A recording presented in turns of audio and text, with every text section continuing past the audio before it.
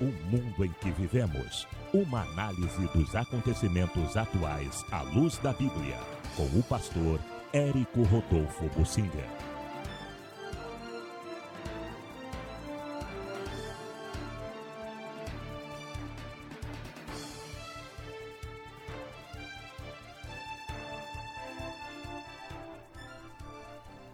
Nós estamos vendo o mundo se agitando. O assunto que eu quero falar é sobre o Brasil agora, que continua se agitando. Nós temos uma profecia que Deus nos deu há muito tempo atrás, e essa profecia vem norteando o que vai acontecer. Uma guerra civil, confronto político, a direita contra a esquerda. No Brasil foi eleito um presidente de direita com um projeto político de combater a esquerda. Não há muito mais na cabeça do Bolsonaro. Ele entende que a corrupção tem que ser combatida e os corruptos também. E se isso acontecer com honestidade, as escolas vão poder funcionar bem, os mercados, o comércio, a indústria, o agronegócio, tudo funcionando bem vai gerar emprego. A tese do Bolsonaro é interessante. A corrupção corrói todo o lucro possível e os empregos necessários. A corrupção faz muito da atividade, toda atividade comercial, industrial, toda atividade econômica, a corrupção faz carcomer, corroer. Há estimativas de corrupção gigantesca no Brasil e isso corrói o lucro e os empregos que poderiam ser gerados. De forma que a cabeça do Bolsonaro não é a mesma do ministro da Economia dele. A cabeça do Bolsonaro é a seguinte: vamos combater a corrupção e aí vai haver atividade econômica e geração de emprego para todo mundo. Porque o país, se deixarem, o país funciona bem. O problema é a grande corrupção. Mas, por causa disto mesmo, todo o poder instituído da corrupção está contra ele. A guerra contra o Bolsonaro está muito grande. As esquerdas não foram dizimadas no Brasil, continuam tendo alguma força. E muitos que foram colocados em postos de autoridade também, porque estão com sua vida corrompida, eles não querem a verdade, estão combatendo Bolsonaro com unhas e dentes. O Bolsonaro operado dá uma espécie de trégua, mas ele quer voltar à guerra logo a seguir, essa guerra do bem contra o mal, contra a corrupção. Mas essa está sendo uma guerra muito forte. Aí vem, eu quero citar isto, o ministro Gilmar Mendes. Ele aparentemente está um pouco desesperado, porque a verdade está aparecendo. Muitas denúncias de corrupção de membros do Supremo Tribunal Federal, que até agora são totalmente intocáveis, legalmente, pelas leis e na prática. Eles são intocáveis, mas as denúncias crescem e estão tentando implantar no Senado, que tem o poder e a prerrogativa de caçar algum membro do Supremo Tribunal Federal. O Senado está querendo implantar a CPI da Lava Toga, a Lava Jato, a Lava Toga, para verificar a corrupção no meio do judiciário brasileiro, que até hoje nunca foi verificada essa corrupção.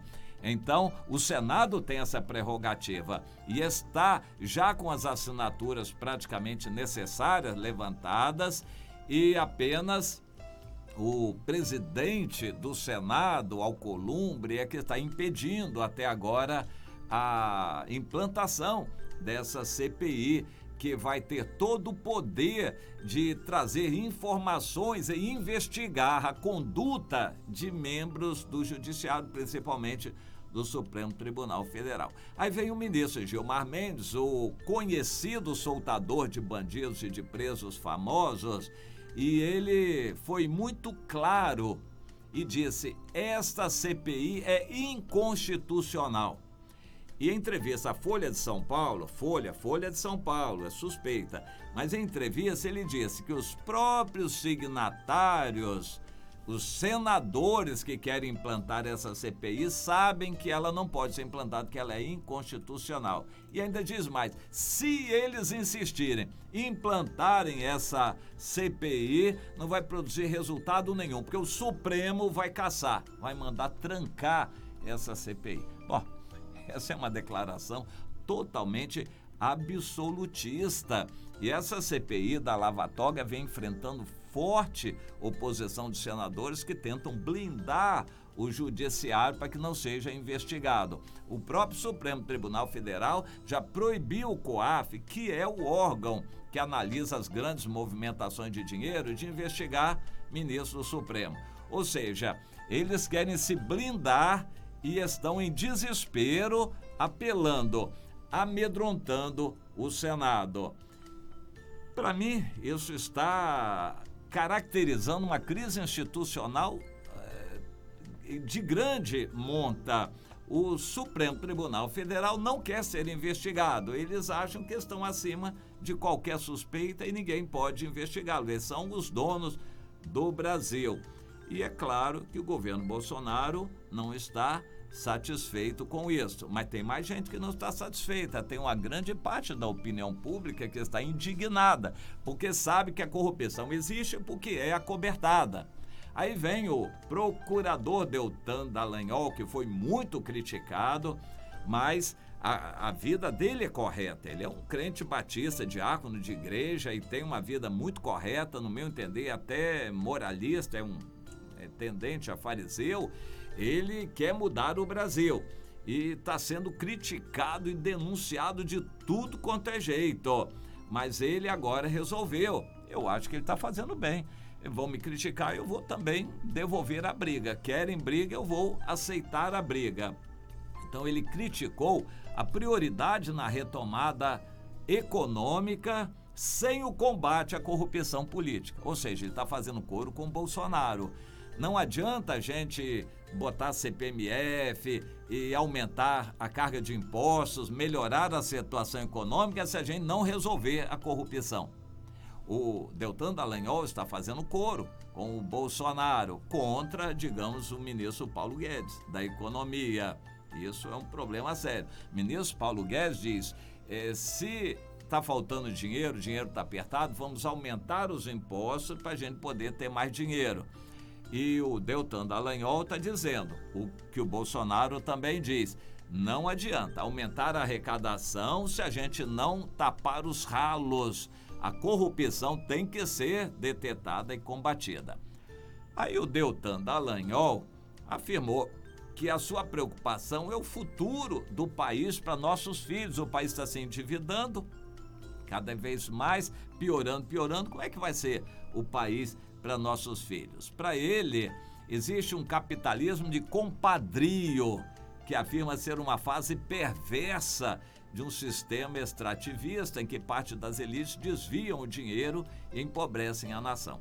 Em outras palavras, ele diz que há muita gente na elite que está roubando. A consequência é que o pobre está cada vez mais pobre. E as elites protegidas, usando a corrupção, estão cada vez mais ricas. É mais ou menos isso que ele está dizendo. E ele destacou ainda que esse sistema eleitoral é capturado pelo dinheiro. O dinheiro da corrupção compra votos e elege quem esses grandes corruptos querem. Então ele resume essa situação, Deltan Dallagnol, dizendo o seguinte: a corrupção aumenta, reformas anticorrupção estão na gaveta. Projetos de reforma das leis para combater a corrupção estão na gaveta. Os interessados não deixam esse projeto ser aprovado. Então ele diz mais, o combate à corrupção está se esfacelando, enfraquecendo. A Lava Jato, o combate à corrupção está se enfraquecendo.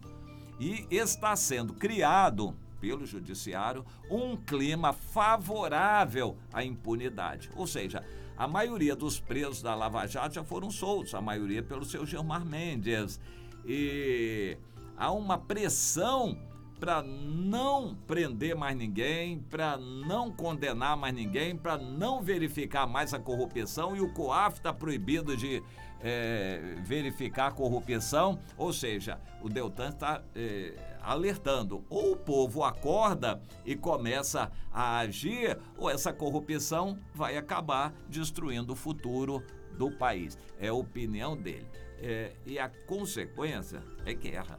Guerra declarada. Os corruptos encastelados em grandes postos não querem ser examinados. E a corrupção é a causa principal do país não ir para frente. Não adianta aumentar os impostos, porque o povo não pode pagar mais impostos. Aumentar mais impostos para ficar mantendo os corruptos. O Deltan Dallagnol está comprando essa briga. Estão me criticando, então vão ouvir também. E eu vou falar. Bom, e como é que vai ficar essa situação? É uma crise institucional.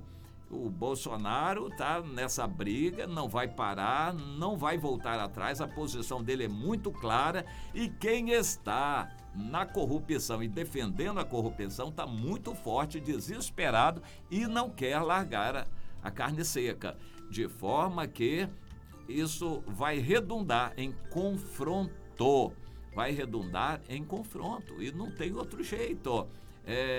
Infelizmente, esse confronto vai trazer muitas mortes no Brasil. Muitas mortes no Brasil. O povo de Deus tem que entender essa situação. A situação vai piorar. Mas os economistas estão dizendo que vai melhorar, que o país está crescendo, que a tendência é melhorar. Na guerra, no confronto, não vai melhorar nada, a situação vai piorar e nós temos que nos preparar para esses dias difíceis e em oração, porque é melhor. Oferta missionária.